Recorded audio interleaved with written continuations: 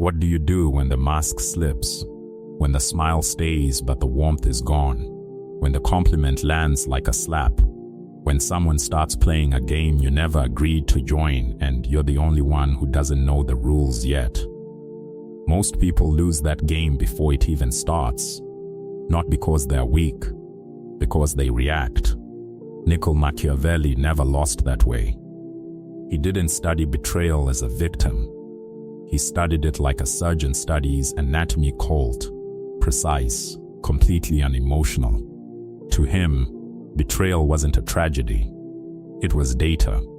Today you're getting 10 Machiavellian laws for dealing with people who fight dirty. Not with rage, not with revenge fantasies, with cold, calculated, almost surgical dominance. By the time this ends, you won't just survive their games. You'll make sure they never play one against you again. 1. The moment the mask slips, there's a specific second when you know. The tone shifts. The warmth thins out. Something that used to feel easy now feels like a performance you weren't cast in. At first you second-guess yourself. Am I imagining this? Am I being difficult? Am I the problem? Then it happens again. A backhanded joke dressed up as banter. A misunderstanding that always seems to cost you something. A detail someone conveniently forgot at exactly the wrong time, in front of exactly the wrong people. That's not carelessness. That's calculation. Carelessness doesn't have this good of timing. Here's where almost everyone blows it. They confront too fast. They let their face show what their mind just figured out. And the second your awareness shows you've handed your opponent a gift, now they know you're watching. And they'll simply get quieter about it. Machiavelli's first law of self-preservation was never retaliate immediately. It was observe. Dirty players need your emotion the way a fire needs oxygen. The instant you get defensive, you've stepped onto their stage and started reciting a script they wrote for you. You're no longer a person reacting to a situation, you're a character playing the part they cast. The real power move is colder. Say nothing. Change nothing on the surface. Keep the same tone, the same face, the same rhythm. But underneath, everything shifts. You stop reading people at face value. You start tracking patterns: who profits when you stumble, who lights up when you lose ground, who's suddenly around when things go wrong for you. That's not paranoia. Paranoia sees threats that aren't there. This is Machiavellian discipline, seeing the threats that already are. The moment you spot the game is the moment you stop playing fair. But you never announce it. You never post about it. You never confront it in the moment. You simply adapt in silence and let the adaptation do the talking later. Never let them see the shift. Just become it. 2. Why reacting first means losing first. The trap is already set before you even feel the sting. A public dig disguised as a joke. A false claim slipped into a conversation. A well-timed jab dropped when an audience is watching. Your body answers before your brain gets a vote. Pulse spikes, jaw locks. Words come flying out before you've even decided to speak them. That reflex to defend yourself, to correct the record, to set things straight right now, that's exactly the bait. Whoever reacts first loses first. In Machiavelli's world, react emotionally and you've just handed over 3 things for free: your playbook, your soft spots, and your level of awareness. You've told them exactly what gets under your skin, which means you've told them exactly how to control you tomorrow and the day after that. Machiavelli built his entire worldview on one brutal truth: the war is psychological long before it's ever physical, financial, or professional. Whoever shows emotion first shows their hand first, and in any negotiation and any rivalry and any quiet power struggle, hands are everything. So what's the actual move here? Nothing. Silence isn't weakness, it's a blackout on their intelligence gathering. If they don't know whether the hit landed, They can't plan the next one. They're forced to guess, and guessing makes people sloppy. Let them think it worked. Let them get comfortable. Comfortable people get careless, and careless people leave openings. That's not suppression, by the way. Suppression is pretending the feeling isn't there. This is storage. You're not swallowing the blow. You're banking it for later, at a time and place of your own choosing. Strength isn't loud. Loud is what people do when they need to convince themselves. Strength is unreadable. 3. Own the narrative before they do. Dirty play isn't really about you. It's about controlling the story other people believe about you. They rarely attack head-on. That's too risky, too easy to point at. They imply. They plant a tone, a raised eyebrow, and no offense but no proof required. Just an impression left hanging in the air for others to fill in.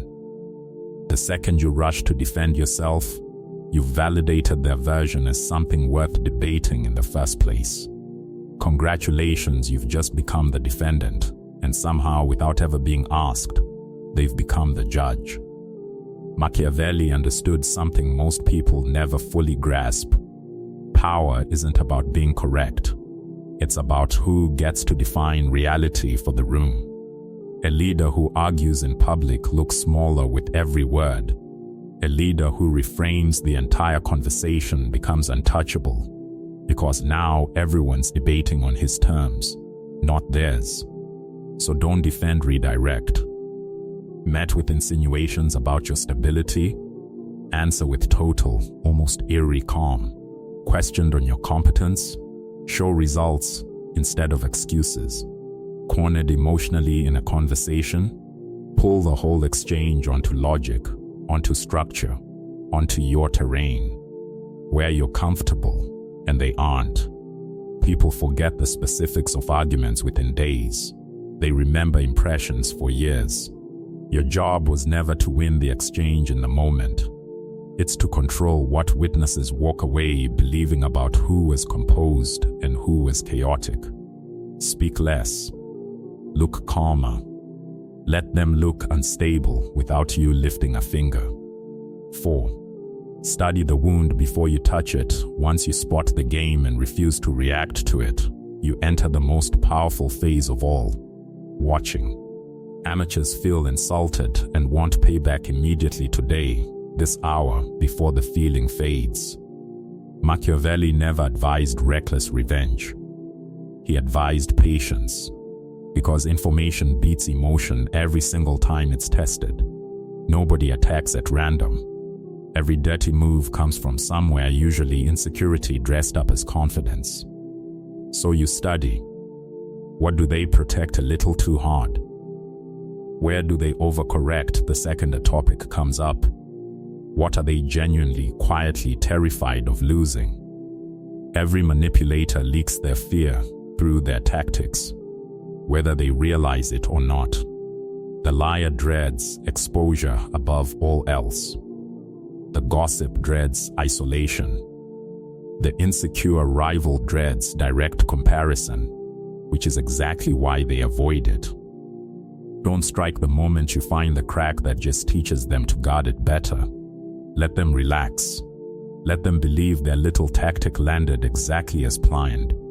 Meanwhile, quietly map every pressure point you find. Who do they depend on?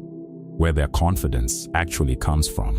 What happens to their composure the one time someone doesn't play along? Machiavelli believed that force, when it's finally used, must be swift and deliberate, never impulsive, never emotional. That calculation starts long before the strike. It starts here, in the silence, in the study. You won't strike from anger. You'll strike from knowledge. And knowledge, applied at the right moment, always cuts deeper than anger ever could. 5. Fight for reputation, not for the last word. Dirty players usually aim for your emotions first. That's the shallow end of the pool. The real battlefield sits one level down: your reputation. In any social hierarchy, a friend group, a job, An industry reputation is the actual currency everything else gets traded in. Amateurs go loud when they feel wronged. Counter-accusations, public exposure, gossip wars fought in group chats. That's noise, and noise makes both sides look equally unstable to anyone watching from outside. Machiavelli's version was far colder. Make destruction look like coincidence. Don't counter-accuse. Elevate instead. Strengthen the alliances you already have. Show up visibly where it actually counts. Deliver results publicly, not to prove a point to anyone, but to create contrast between you and whoever's busy stirring drama. Let them talk while you build in the background. Ask the quiet questions that expose their own inconsistencies without you saying a single accusatory word. Give them enough room to overextend, and let their own character finish the job for you. People trust what they witness with their own eyes far more than anything they're simply told secondhand. Stay composed while they spiral, and observers will draw their own conclusions, and conclusions people arrive at on their own are the ones that never fade, no matter how much anyone tries to argue them out of it later. Never look vindictive, not even once. Outgrow them socially. Outposition them structurally. Outlast them, full stop, without ever throwing the first visible punch. Machiavelli warned that an open attack breeds enemies who now have every reason to fight back, but quiet superiority breeds something far more dangerous to them: inevitability. 6. When mercy becomes a liability, here's a dangerous myth a lot of people still believe: that endless forgiveness protects you. It doesn't. Forgive every betrayal without consequence, and you're not being noble, you're actively training someone that there's no real cost to crossing you. Ever. Machiavelli was blunt about this in a way that still makes people uncomfortable centuries later. Unchecked mercy is its own form of weakness. People test boundaries by nature, and boundaries that never actually hurt to cross simply keep expanding. Quietly, until there's nothing left of them. This isn't about rage, and it was never meant to be. It's about calculated consequence, the kind that's decided in advance, not felt in the moment. There's a point where watching stops being enough, where the weakness has been fully mapped and the pattern is undeniable. That's when you act. Not everywhere, not dramatically, not in a way anyone could call an overreaction. Exactly where it teaches the lesson and nowhere else. Pull axes quietly. Reveal one precise, undeniable truth. Remove an opportunity they were counting on without a single word of explanation. The goal was never annihilation. Machiavelli wasn't interested in scorched earth. The goal is closure, proving, without ever giving a speech about it, that crossing you carries a real price. Most people hesitate here because they're afraid of looking cold to onlookers.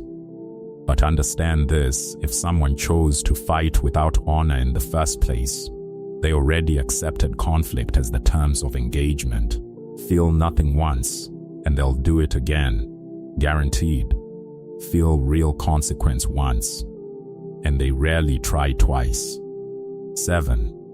Cut the supply line. Every manipulator is feeding on something specific: attention, validation, access, information, status. Sometimes all 5 at once. When they play dirty, they're not just attacking for the sake of it. They're harvesting, hunting for reaction they can use, a spike of emotion they can point to and feed on. That reaction is their supply. Cut it, and everything downstream of it starts to collapse. Machiavelli's political instinct applies perfectly here. You don't wrestle a growing threat head-on and risk everything on one confrontation. You quietly cut off whatever's fueling it instead. Craves attention. Give none, consistently, no matter how loud they get. Feeds on drama.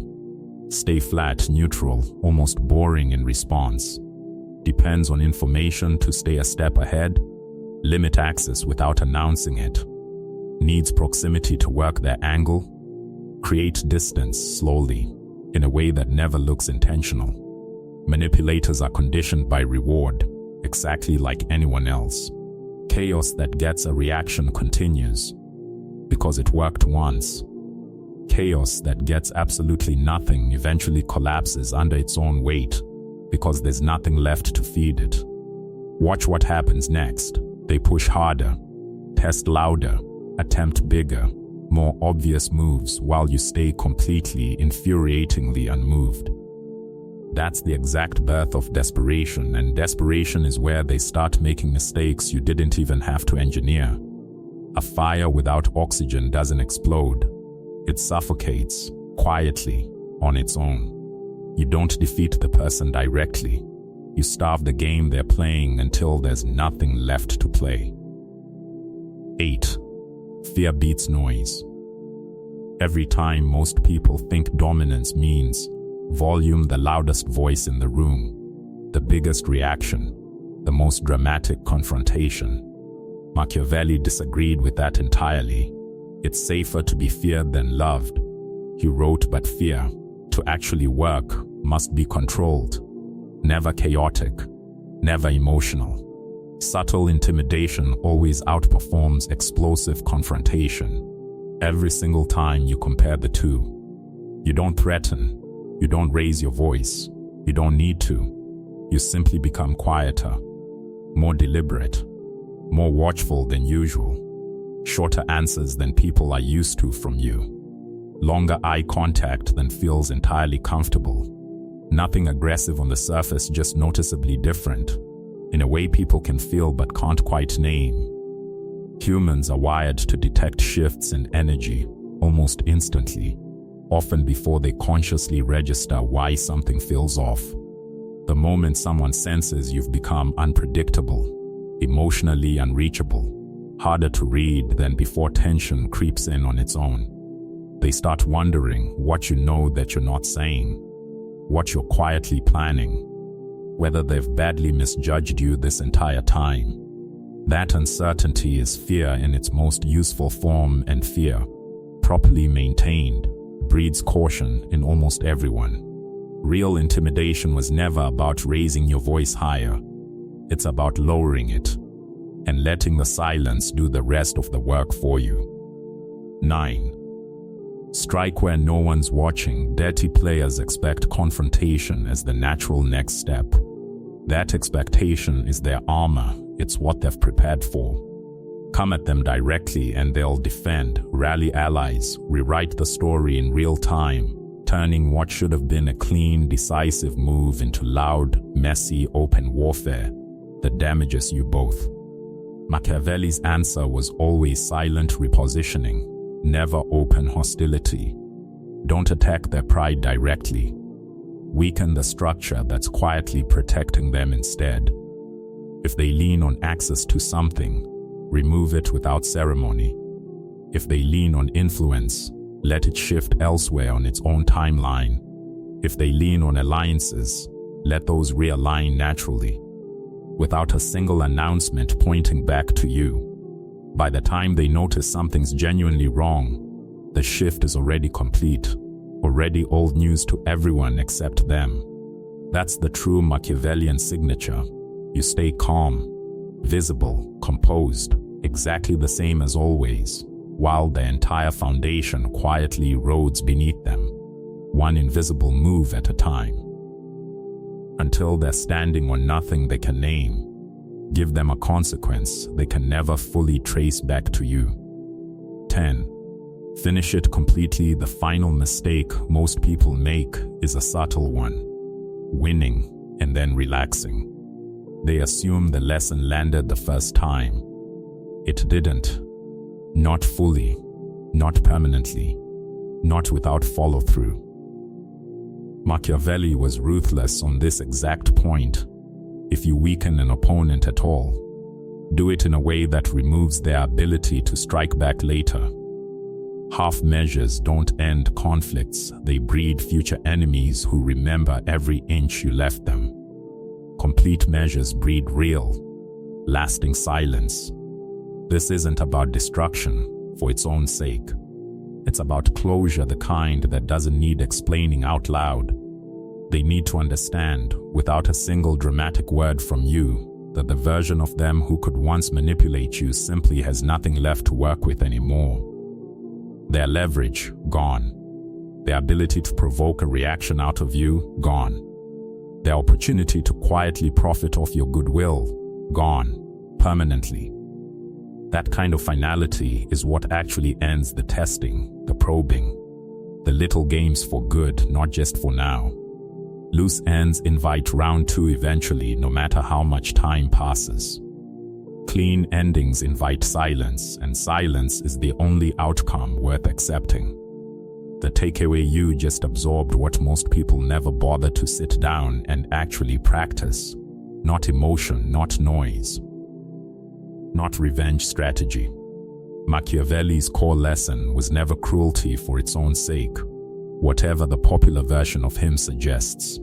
It was mastery of self before any mastery of others was even possible. When someone plays dirty, you don't explode, and you don't disappear either. You observe, you reposition, you quietly cut off their supply, and when it's genuinely necessary, you close the door completely, without a second thought about how it looks. That's the actual line between being a target and being untouchable, and it's a thinner line than most people ever realize, until they've crossed it themselves. Once you see the structure Machiavelli mapped out nearly 500 years ago, you can't unsee it anywhere in your own life. Every office, every friend group, every family dinner, the same patterns, playing out on repeat. If this changed how you think about conflict, hit like, drop your own story in the comments, and subscribe, because the next set of Machiavellian rules goes even darker than this one did. Power always favors the one who prepared first.